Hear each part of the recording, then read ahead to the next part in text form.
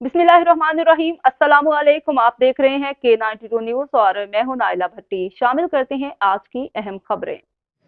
बिस्मिल्लाहिर्रहमानिर्रहीम। यकीनन आज का ये मुज़ाहरा पाकिस्तान सुन्नी तरीके के ज़ेर-ए-इत्माम रखा गया, जो पेपा पे 3 मुल्कों में कुरान पाक की गुस्ताखी की गई, कुरान पाक को शहीद किया गया।